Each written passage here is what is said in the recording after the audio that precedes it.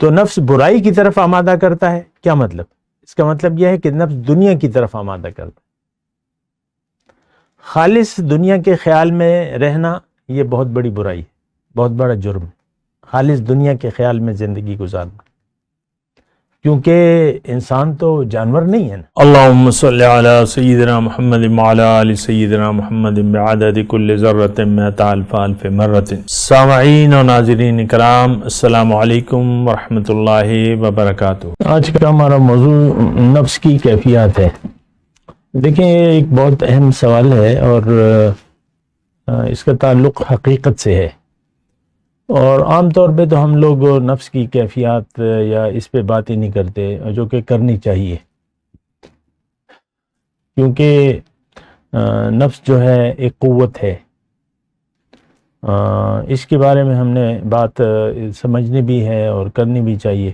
نفس دراصل دیکھیں، نفس کی حقیقت یعنی نفس کا تعلق جو ہے وہ ہمارے ظاہری جسم کی ایک قوت ہے، اور یہ قوت یعنی جسے اللہ تعالیٰ نے نفس امارہ کے نام سے پکارا ہے۔ اچھا، یہ نفس امارہ ہمیں ظاہر کی طرف آمادہ کرتا ہے، کیونکہ اس کا تعلق ظاہر سے ہے۔ ایک خواہش آپ دیکھ لیں نا، جینے کی خواہش اور پھر خواہشات،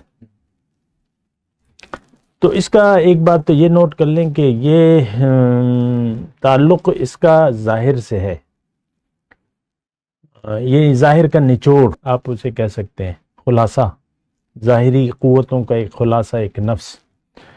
تو یہ ایک اچھی مطلب وہ ہے، ایک اچھی چیز ہے، کیونکہ اگر یہ نہ ہوتی تو ہمیں پھر خواہش نہ ہوتی، خواہشات نہ ہوتی جو جائز خواہشات ہیں۔ اللہ کے رسول نے فرمایا ہے کہ وَلِنَفْسِكَ عَلَيْكَ حَقٌّ، کہ تمہارے نفس کا بھی تم پر حق ہے۔ کھانا پینا ہے، پہننا ہے، رہائش وغیرہ، یہ سب یعنی جسم سے تعلق رکھتی ہیں یہ خواہشات۔ گھر ہو، کھانے پینے کا سامان ہو، اچھا ہو، یہ وہ نا، تو ٹھیک ہے، یہ ساری جو جائز ضروریات ہیں اس کا تعلق نفس سے ہے۔ لیکن اللہ تعالیٰ کی ہر کام میں حکمت ہوتی ہے، اللہ کے ہر کام میں حکمت ہوتی ہے، اور ایک ہی چیز سے اللہ تعالیٰ بہت سے کام، بہت سی حکمتیں اس میں پوشیدہ ہوتی ہیں۔ اس کی میں تفصیل میں نہیں جاتا۔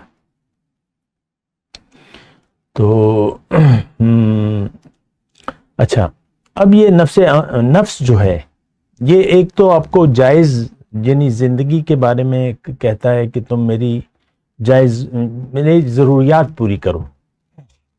اب ضروریات میں بعض تو جائز ہیں، جس کے بارے میں اللہ کے رسول نے فرمایا وَلِنَفْسِكَ عَلَيْكَ حَقٌّ،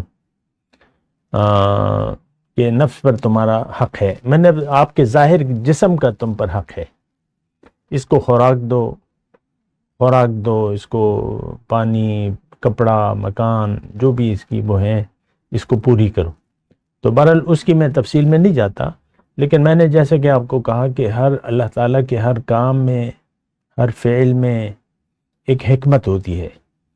اب یہ نفس امارہ، نفس جو ہے، اس کو اللہ تعالیٰ نے ایک اور قوت دی ہے، اور اس سے کہا ہے کہ تم جیسے بھی ہو اپنی خواہشات کو پوری کرو، یعنی اس میں کسی رکاوٹ کو مد نظر مت لاؤ۔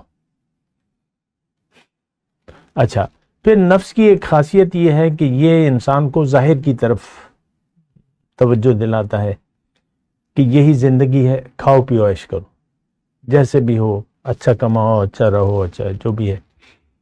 تو یعنی یہ صرف ظاہر کے بارے میں ہمیں مطلع کرتا ہے کہ ظاہر کو دیکھو اور ظاہر ہی کے پیچھے پڑے رہو۔ امارہ، گناہ، ان النفس لامارۃ بالسوء، نفس امارہ آپ نے سنا ہوگا۔ تو نفس برائی کی طرف آمادہ کرتا ہے، کیا مطلب؟ اس کا مطلب یہ ہے کہ نفس دنیا کی طرف آمادہ کرتا ہے۔ خالص دنیا کے خیال میں رہنا یہ بہت بڑی برائی ہے، بہت بڑا جرم ہے، خالص دنیا کے خیال میں زندگی گزارنا، کیونکہ انسان تو جانور نہیں ہے نا۔ انسان تو دنیا کے لیے اللہ تعالیٰ نے نہیں بنایا، اللہ تعالیٰ نے انسان کو آخرت کی کوشش کے لیے بنایا ہے کہ یہ آخرت اپنی اچھی کرے گا، کیونکہ آخرت میں ہم جب جائیں گے اللہ تعالیٰ نے قرآن میں فرمایا وَفِي الْآخِرَةِ عَذَابٌ شَدِيدٌ وَمَغْفِرَةٌ مِّنَ اللَّهِ، آخرت میں یا تو شدید عذاب ہوگا یا بخشش ہوگی، یعنی ہم میں سے ہر ایک نے مرنا ہے اور ہر موت کا ایک انجام ہوگا، یعنی ہر انسان کا ایک انجام ہے آخرت، ہر انسان کلن الینا راجعون ہے نا، ہر ایک میری طرف آئیں گے، انا الیہ راجعون و الیہ ترجعون، اللہ ہی کے پاس واپس جائیں گے۔ یہ وہ باتیں ہیں جو ہم خیال نہیں کرتے، لیکن جانا ہم اللہ کے ہیں اور اللہ کے پاس واپس جانا ہے، تو لیکن واپس جب دنیا سے واپس جائیں گے تو صرف دو ٹھکانے ہیں ہمارے، یا تو شدید عذاب ہوگا یا بخشش ہوگی۔ اب عذاب کے بارے میں اللہ تعالیٰ نے پھر دوسری آیت میں فرمایا نبئ عبادی انی انا الغفور الرحیم وان عذابی هو العذاب العلیم، کہ اے نبی آپ میرے بندوں کو خبر دے دیجئے کہ میں تو بڑا بخشنے والا مہربان ہوں لیکن میرا عذاب بڑا شدید ہے۔ اور یہ دونوں باتیں ہمارے لیے اہمیت نہیں رکھتی، رب کی بخشش اور رب کا عذاب، اس کی اہمیت ہمارے دل میں نہیں ہے، کم از کم دونوں باتوں کی نہیں۔ دیکھیں گے دیکھی جائے گی، آخرت سے بے نیاز ہو کر بے خوف ہو کر آج کا انسان زندگی گزار رہا ہے۔ تو یہ مسئلہ جو ہے بڑا یعنی ایسا ہے کہ یہ اکثر میں آپ کو بتاتا بھی رہتا ہوں، ابھی پھر بتاتا ہوں کہ انسان پیدا ہوتا ہے، جب یہ بڑا ہوتا ہے شعور سنبھالتا ہے تو دراصل یہ دوزخ کے گڑھے کے کنارے پر پیدا ہوتا ہے، دوزخ تو ہمیں یقین تو نہیں ہے لیکن وہ ہے، دوزخ کے کنارے کھڑا ہوتا ہے، پھر اللہ اس کو اپنے ایک بندے کے ذریعے اس کو خبردار کرتا ہے کہ بھئی تم عقل سوچ سمجھ سے کام لو اور دوزخ سے بچ جاؤ۔ حضور صلی اللہ علیہ وسلم نے ہمیں خبردار کیا ہے کہ میری کیفیت جو ہے، میرا وجود تو ایسا ہے کہ میں ایک آگ کا الاؤ ہے، اس کے کنارے کھڑا ہوں اور لوگوں کو کمر سے پکڑ پکڑ کر اس الاؤ میں جانے سے روک رہا ہوں، اور لوگ جو ہیں وہ اس میں گرتے چلے جا رہے ہیں۔ یہ میں نے جو بات کی ہے نا کہ بھئی وہ آگ کے کنارے پر کھڑا ہوا ہے، تو پیغمبر آتا ہے تو وہ انسان کو آگ سے بچاتا ہے، خبردار کرتا ہے کہ بھئی سوچو سمجھو اور عقل سے کام لو ورنہ دوزخ میں چلے جاؤ گے۔ انسان پیدا ہو کر اگر سوچ سمجھ سے کام نہ لے تو یہ سیدھا جہنم میں جائے گا۔ ایک بات تو یہ اچھی طریقے سے نوٹ کر لیں، یہ مجھے معلوم ہے کہ آج کا معاشرہ جو بھی میری یہ بات سن رہا ہے ان کے لیے یہ باتیں غیر اہم ہیں اور اس کی کوئی اہمیت نہیں ہے، یہ باتیں ہمارے سر سے گزرتی ہیں کیونکہ آخرت پر ہمارا یقین صفر ہے۔ بہرحال میں موضوع جو تھا وہ نفس کی کیفیات ہیں، نفس کی کیفیات جو ہیں وہ 3 ہیں، اور یہ نفس کو اللہ تعالیٰ نے تغیر پذیر بنایا ہے، یعنی اگر آپ اس کی تربیت کریں اور کوشش کریں، یعنی جیسا کہ ایک جنگلی جانور ہے تو اس کی اگر آپ تربیت کریں تو وہ پھر آپ کے مطابق کام کرے گا۔ ایک جنگلی گدھا ہے لیکن اگر اس کو آپ سدھا لیں تو پھر آپ اس کا سواری کر سکیں گے، ورنہ وہ آپ کو گرا دے گا جب آپ پیٹھ پر چڑھیں گے اس کے، ہوتے ہیں نا۔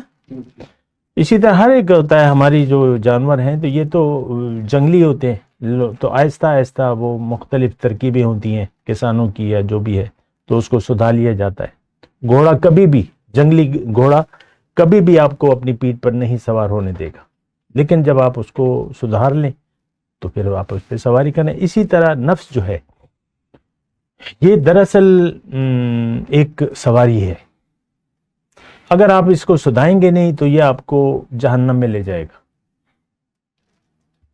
لیکن اگر آپ اس کا تزکیہ کر لیں گے تو پھر آپ کامیاب ہو جائیں گے۔ وآخر دعوانا ان الحمدللہ رب العالمین۔